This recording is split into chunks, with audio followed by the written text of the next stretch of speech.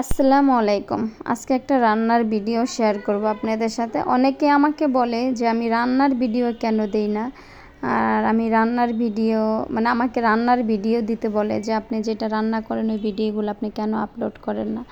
আসলে কি এইটা কেন করা হয় না, কারণ রান্না করার ভিডিও এটা করাটা অনেক কষ্ট। যারা ভিডিও বানায় তারা জানে। আমি কিন্তু প্রথমে ভিডিও শুরু করেছিলাম রান্না দিয়েই, কিন্তু পরে দেখলাম রান্না করার ভিডিও করা, এটা এডিট করা অনেক কষ্ট হয়ে যায়। আর ক্যামেরা ধরা, আবার এদিকে রান্না করা, এটা দুইজন লোক ছাড়া আসলে সম্ভব হয় না। আর আমার ভিডিও যেহেতু আমি একাই করি, আর এগুলো মেনটেন আমার একাই করতে হয়, এই জন্য রান্নার ভিডিও এইভাবে করে করা হয় না।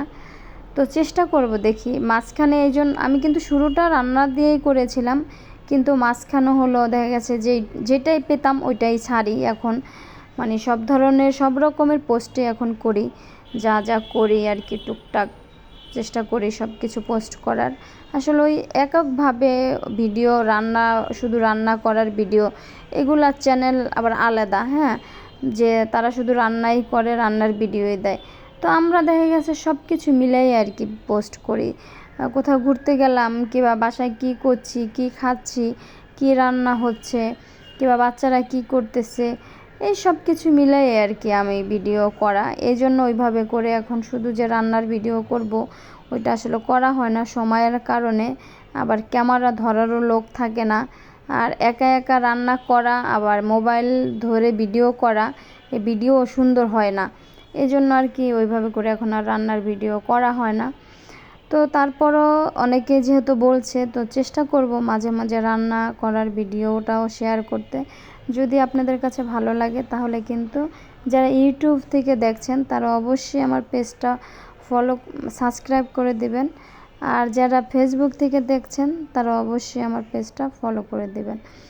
তো যারাই দেখেন না কেন একটু কষ্ট হলো লাইক কমেন্ট করবেন আর শেয়ার করে দেবেন। আর ইউটিউব থেকে যারা দেখছেন তারাও কিন্তু একটু কমেন্ট আর একটু লাইক করবেন, তাহলে কি কাজ করতে বেশি ভালো লাগে।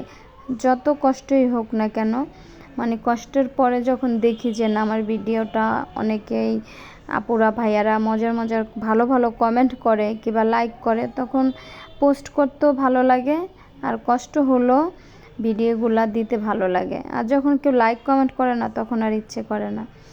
তো যাই হোক, এত কষ্ট করে কই মাছ ভুনা ভুনা করে রান্না করতেছি, জানি না বাচ্চারা আজকে খাবে কি না। কারণ এটা কিন্তু একদম আমাদের দেশি কই, গ্রাম থেকে আনা, আমাদের কাঁচার মাছ ধরা, গ্রাম থেকে ধরে আনছি যে সেই মাছগুলো আর কি ভুনা করতেছি। আর এদিকে আমার বাচ্চারা খেতে চায় না, এত কই মাছগুলো একদম বেশি বড় না, ছোট ছোট। আর তার মধ্যে কই মাছে এত কাটা, আমি আজকে মাছ ধুইতে যাই আমার 3 জায়গায় হাত কেটেছে, বিশ্বাস করবেন, 3 জায়গায়। তো আমার এই বেশি পছন্দ না, বাচ্চাদেরকে কি বলবো। তারপরও দেখা গেছে এখন একটু বড় হয়েছি, বুঝি যে না এই মাছগুলা খাওয়া শরীরের জন্য কতটা উপকার, এই জন্য খাই।